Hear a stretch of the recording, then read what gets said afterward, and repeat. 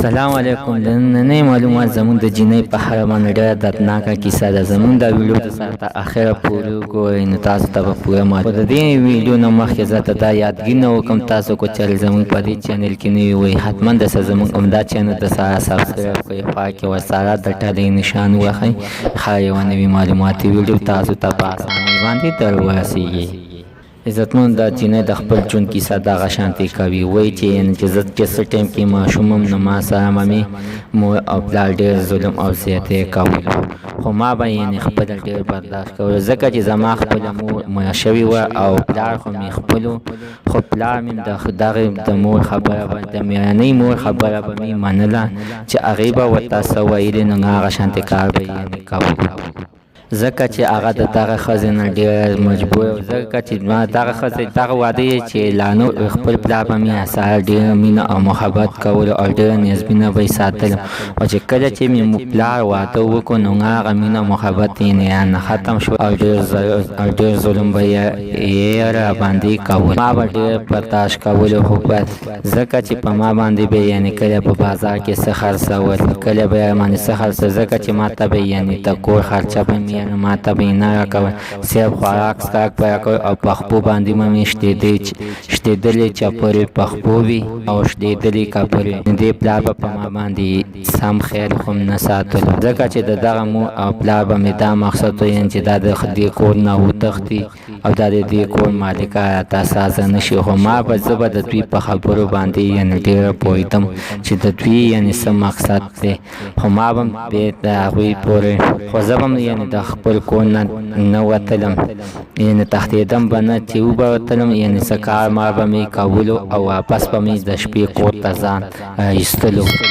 او ځان ته به مې 10 او 20 روپۍ جمع کولې، په هغې کې مې ځان نه هر څه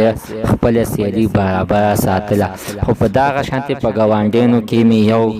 یوه ملګرې پیدا شوه چې د هغې مور به یعنې جامې ګنډلې، او ما دغه ملګري ته وویل چې ته دې خپلې مور ته زما دپاره ووایه چې ما ته د کپړو د ایسته کېدلو چل ما ته وښیي، یعنې چې زه کپړې وګنډم. نو ملګری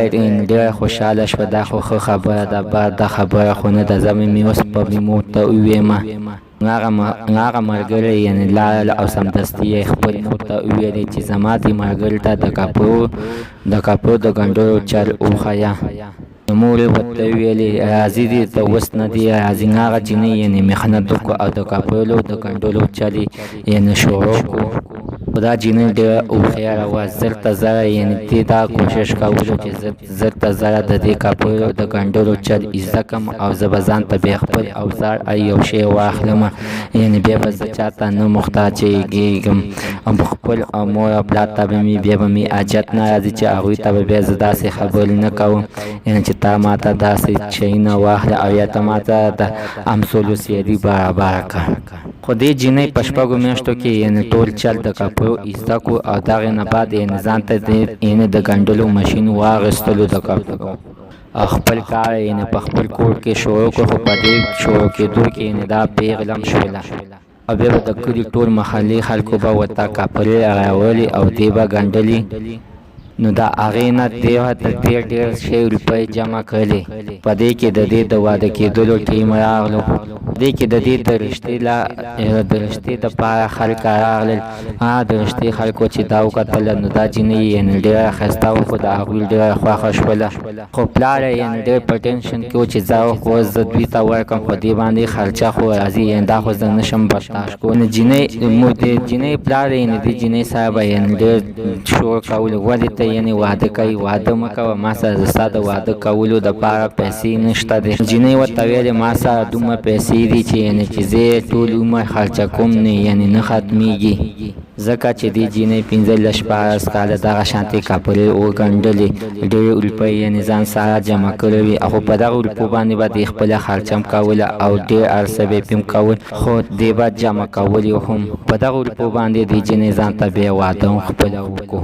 عزتمن زمون د دې ویډیو مقصد دا دی چې یعنی خپل محنت کوئ یعنی چاته محتاج نشئ ځکه چې دا جنۍ اول ماشومه وه دې مور او پلار یعنی مور او پلار پرېښودل خپله مور خو یې نه وه دې دغه شانتې کسب زده کړو زمونږ نننۍ معلومات ته د دې پورې د نوي معلوماتو دپاره زموږ عمده چینل ته سبسکرایب کړئ خوا کې ورسره د ټالۍ نښان و چې ښایي یوه نوي معلوماتي ویډیو تاسو ته په اسانۍ باندې در ورسي